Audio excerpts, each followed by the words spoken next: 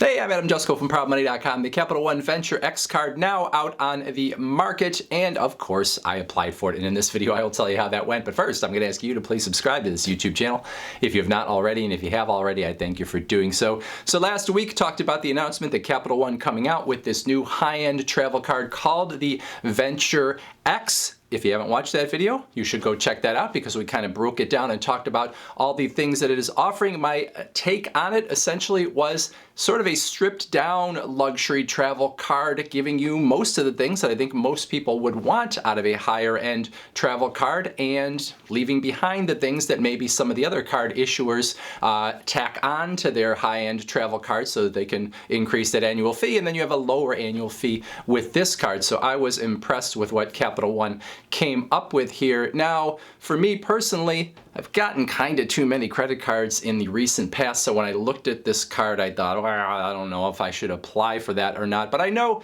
that you would expect that of me, so I did. Now, honestly, I wasn't sure how Capital One was going to feel about me as a potential new customer because I've been a Capital One customer. I have the Quicksilver card that I don't ever use. I had the Capital One Saver card, the card with the $95 annual fee. I got that card and, got the bonus off that card. I got the annual fee waived in the second year. And then when I came back for the, third time around and wanted to see if I could get the annual fee waived, they said no, and I ended up closing the card with its $30,000 credit limit, and I thought, I may have burned a bridge here. But I'm willing to take those 3 hard inquiries, one across each of the credit bureaus for your entertainment. You can see here that I indeed did get hit on all 3 of them with this Cap One application, Experian, Equifax, and TransUnion. You may also be able to see there that since June, prior to this application, have opened 3 new credit cards, 2 with Citi, and then also the Target Red card. So, kind of a lot of cards in the very recent past. Also was a little unsure how Capital One was going to think about that.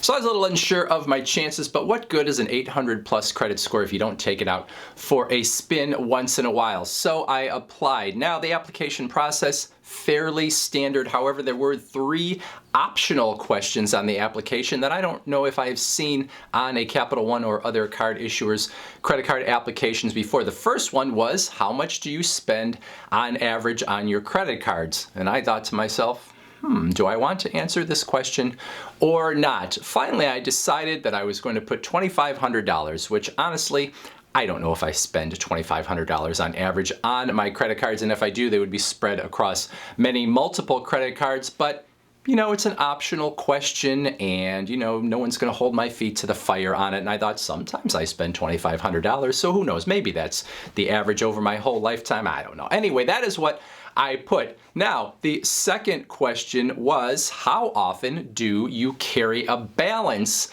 on your credit cards, with your options being never, sometimes, often. Can't remember what the last one was, maybe always. Anyway, I decided not to answer that question at all, so I just let that one go. And then the third question was, if offered, would you want blank checks to use as a potential cash advance? And for me, I don't really know what the theory or what they're getting at behind this question. Like, do they want me to say yes because they want me to take cash advances on the card? Or is it almost a trick question, like, if you say yes to this, then we know that you're going to use this card for cash advances, and we think that is a risky behavior. I don't know exactly what they're getting at. Probably the first of those. They probably want me to take some cash advances on the card. But anyway, I said no. Taking cash advances on your credit cards is almost always a bad idea, even if they're not hitting you with fees and immediate interest with no grace period. Getting cash off of your credit cards is just a way to really put yourself in debt, so I said no regardless of what their reasoning might be behind that question. All right, so here we go, hitting that submit button, validating, checking out my financial information, processing the application.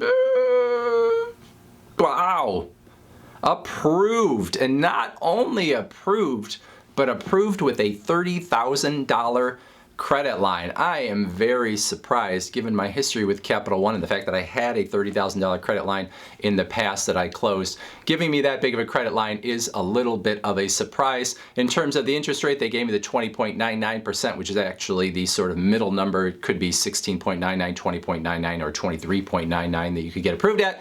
I got the middle. And then that card's supposed to show up in 3 business days, which today is Tuesday. That means that I should have the card in my hands on Friday, so we'll either open it up on Friday or maybe early next week. Now, I also did get the welcome email afterwards to welcome me to the Venture X card, and then online they also wanted me to link this card up to my other Capital One accounts, which I did. You can see the old Saver, the closed Saver card there that they are showing. I don't know why they're still showing it. It's been closed for quite a while.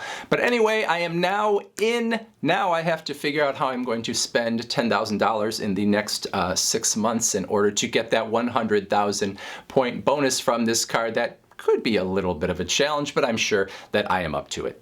I actually haven't even quite met the spend to get the bonus on the City Premier card that I got not too long ago, so I'm putting myself in a little bit of a challenging position here. But anyway, I was on the fence about getting this card, but I think what put me over the edge was, and I talked about this in the video last week, is not only does this card sort of pay for itself each year in terms of the credits you can get back, but in the first year, you have that bonus.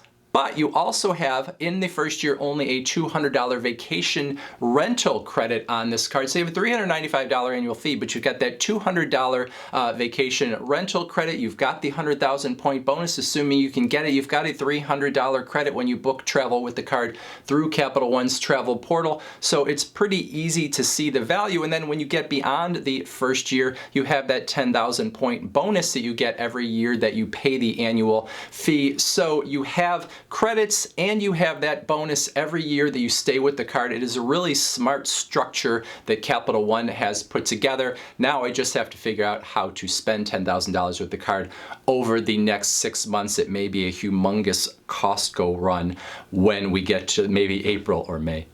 Sometimes you gotta buy in bulk, baby, when you want those bonuses. Anyway, the card will be here in a few days. When it comes, we will open it up. I'm interested to see the presentation, if it's anything a little more interesting than what Capital One generally does. And of course, I will show that to you.